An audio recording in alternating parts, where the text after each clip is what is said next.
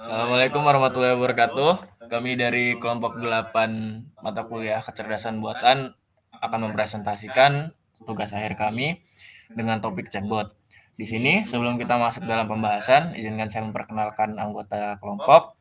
Yang pertama, saya sendiri, Fahri Setia Dharma, dengan NIM 2018002. Kemudian ada ketua kita, Arya Sirat Barada, dengan NIM 2018001. Dan kemudian ada Sidikara Hakim, dengan NIM 2018015. Untuk pembahasan selanjutnya akan kami mulai dengan pertama, saya serahkan kepada Mas Hakim, silahkan dijelaskan.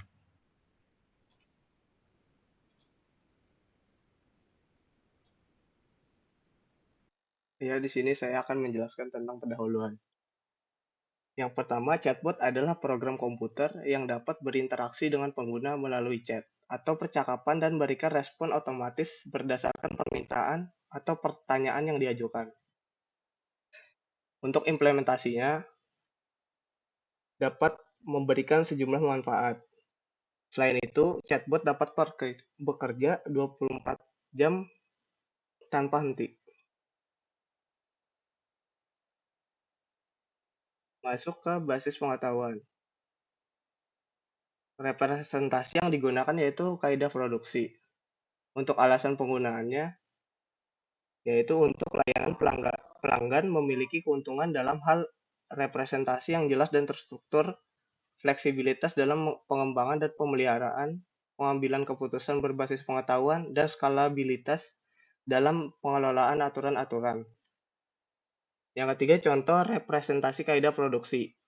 Aturan pertama, jika pengguna mengirim pesan yang berisi kata produk atau barang, sesuai dengan rentang usia dan jenis kelamin dalam informasi pribadi, maka chatbot akan memberikan jenis produk yang dicari. Dua aturan. Jika pengguna mengirim pesan yang berisi kata cari dan jenis produk tertentu sesuai dengan rentang usia dan jenis kelamin dalam informasi pribadi, maka chatbot akan mencari produk tersebut di database dan menampilkan hasilnya kepada pengguna. Aturan ketiga, jika pengguna mengirim pesan yang berisi kata cari dan merek produk tertentu sesuai dengan rentang usia dan jenis kelamin dalam informasi pribadi, maka chatbot akan mencari produk dengan merek tersebut di database dan menampilkan hasilnya kepada pengguna.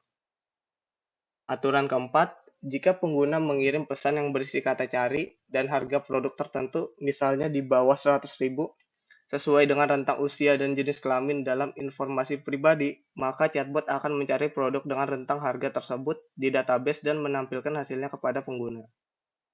Aturan kelima, jika pengguna mengirim pesan yang berisi kata cari dan kata kunci produk tertentu sesuai dengan rentang usia dan jenis kelamin dalam informasi pribadi, maka chatbot akan mencari produk yang sesuai dengan kata kunci tersebut di database dan menampilkan hasilnya kepada pengguna. Aturan keenam, jika pengguna mengirim pesan yang berisi kata rekomendasi dan kategori produk tertentu sesuai dengan rentang usia dan jenis kelamin dalam informasi pribadi, maka chatbot akan mencari produk terpopuler atau produk dengan rating tertinggi dalam kategori tersebut di database dan menampilkan hasilnya kepada pengguna.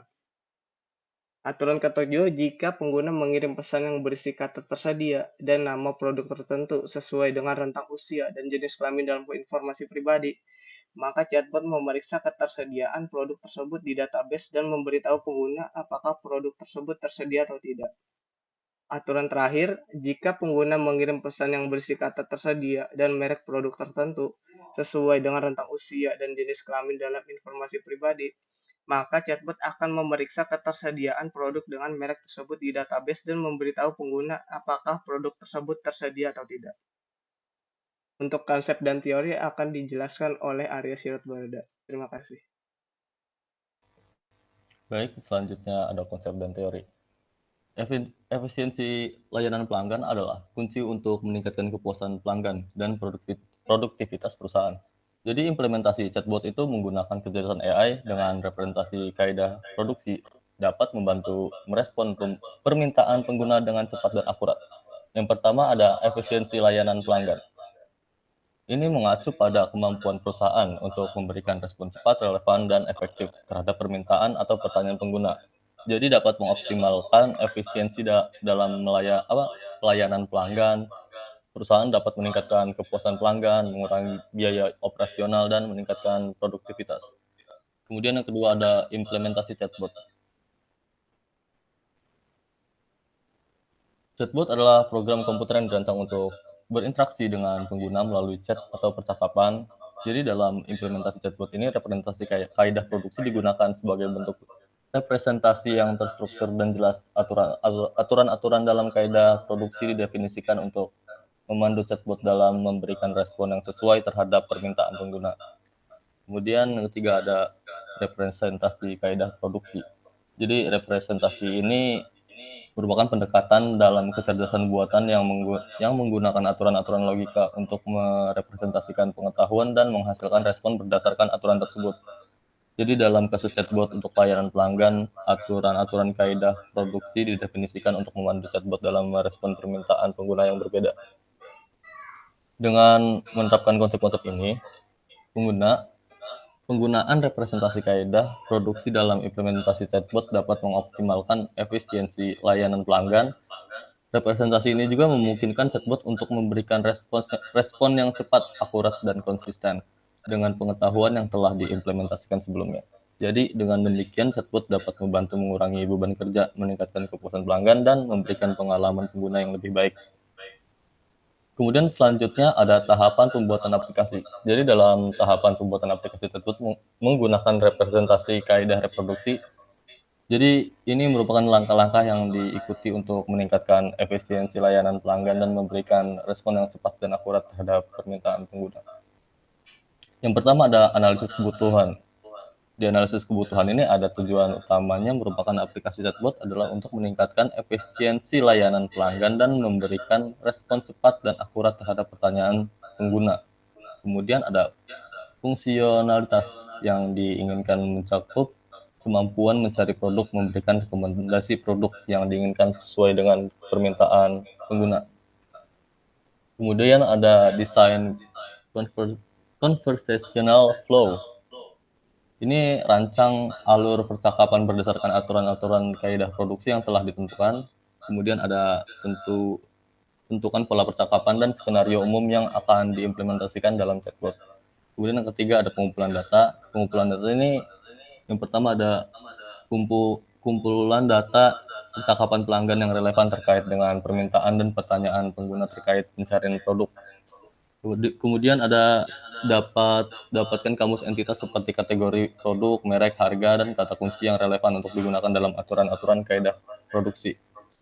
Selanjutnya yang keempat ada pra-proses data. Ini lakukan pra-proses data pada data percakapan seperti pembersihan teks, penghapusan karakter khusus, dan normalisasi entitas agar siap digunakan dalam pelatihan model chatbot. Kemudian yang kelima ini ada pelatihan model. Ini menggunakan data percakapan yang telah diproses untuk melatih model chatbot dengan menggunakan metode pembelajaran mesin seperti RNN atau transform. Terus selanjutnya ada terapkan algoritma pembelajaran mesin untuk mempelajari pola dan tren dalam percakapan pengguna dan menghasilkan respons yang tepat berdasarkan aturan-aturan kaidah produksi. Kemudian yang terakhir ini nomor 6, pengembangan antarmuka pengguna. Jadi mengembangkan antarmuka pengguna yang intuitif dan responsif agar pengguna dapat berinteraksi dengan chatbot, kemudian menerapkan desain tampilan yang sesuai dengan menampilkan informasi produk yang relevan kepada pengguna.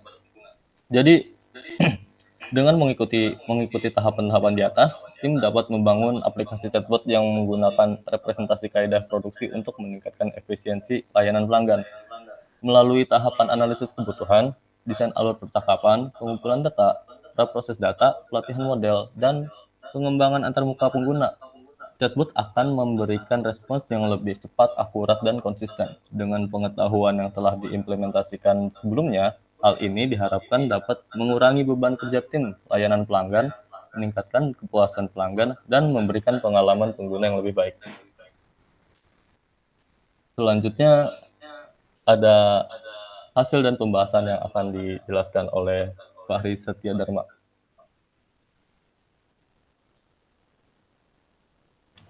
Baik, terima kasih waktunya Mas Arya telah diberikan pada saya. Saya akan melanjutkannya.